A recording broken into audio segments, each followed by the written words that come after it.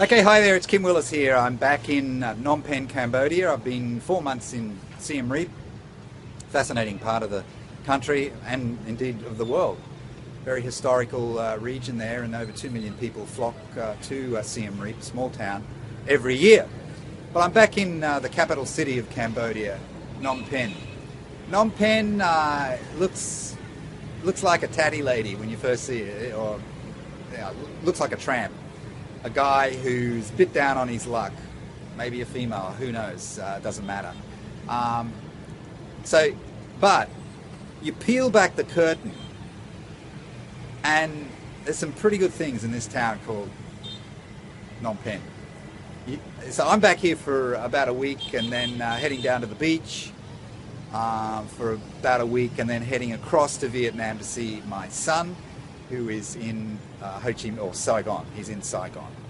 Okay, so I'm looking forward to this experience over the next few weeks. But the message for today is don't necessarily judge a book by its cover. Now, I know there's also truth in the saying that first impressions count. And certainly when meeting somebody for the first time, first impressions do count. They do. But sometimes you may not get off on the right foot with somebody, but then if you persevere, you get to know them a little bit better and you find that they're a really great person and they're definitely worthy of your time and your energy. Okay. Same thing could apply to a business. First time you look at a business, you're looking at a business opportunity. The first time you look at it, you don't like it. Maybe you saw a bit of negative comment on the internet about that particular business, and you immediately formed an impression about that business. That could have been the right thing to do. It could have been a very bad mistake.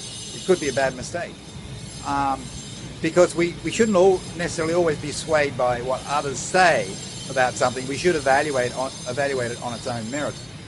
Certainly take into consideration if there is some comments, etc., online about a business or about a product or something like that, take it into consideration.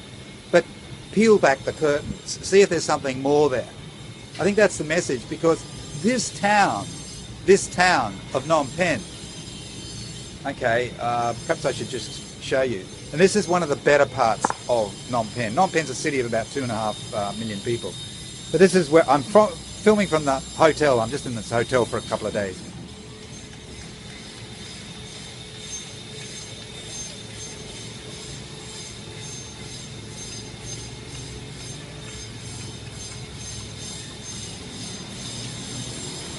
Okay, this is one of the nicer parts of town, and most people would say, okay, it doesn't look great. If I was to show you the seedy parts of town, you'd be probably shocked. Okay. However, when I peel back the curtains, I see a town with a real heart. I do. There's some lovely people here, and I don't know. I like the international aspect as well.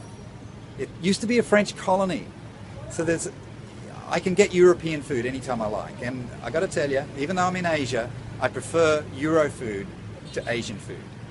I like Thai food. I love a good pad Thai and curry and all that. I do.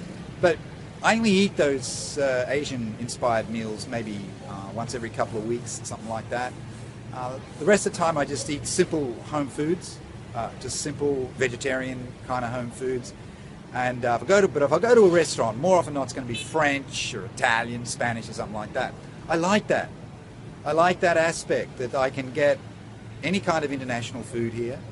I can get fantastic French bread and patisserie when I feel like it. I do that about once a week, the patisserie. I have the French bread every day. It's addictive. It's just fantastic. It's as good as you'd get in Paris. I like those aspects. So that's what I found when I pulled back the curtains. Those curtains look pretty tatty, on first glance, but I pull back the curtains and I see there's something more. There's also a lot of entrepreneurship happening in this city. A bit of an explosion, you might say, both locally and internationally. They don't put too many barriers in your way if you're a foreigner. You want to set up a business here. They encourage it.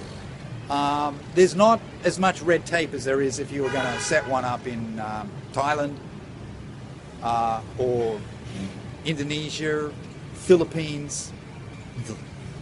Sorry, it's not my favourite country. Or Vietnam. Here they encourage it. They've got an open economy. So what I discovered was that the more I pull back the curtain, the more I took the blinkers off, I'm mixing a few metaphors here, but I think you get the point.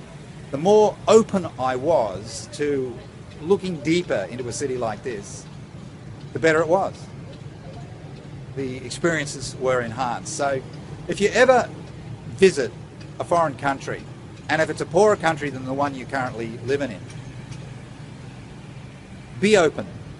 Be open and look for the magic. Look for the magical experiences. And if you have an open mind, you don't mind a bit of rubbish and a bit of dirt and a bit of grime. Look at the people. Lock in with the people.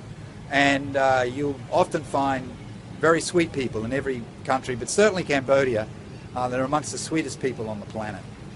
So that's it. So let's relate, just finishing off the point, relating it back to the business world, peel back the curtains, as I said, look a little deeper, and you may see some magic there. Then again, you may decide that no, this is a bad business, I don't want to be involved with it. Great. Well, that's all part of the due diligence process.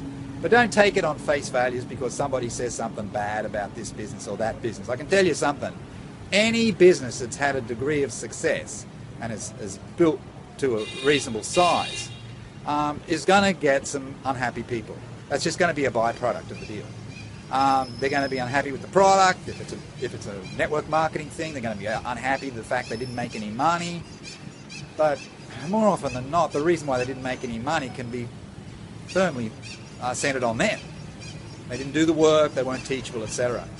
So that's all I'm going to that's all I'm going to say to you. Just say, hey, peel back the curtains, have an honest look at whatever it is that you're looking at, evaluate it properly, and then make your decision. Do it that way, and I'm sure you're going to have a wonderful, wonderful journey. This is Kim Willis on my journey. Bye for now.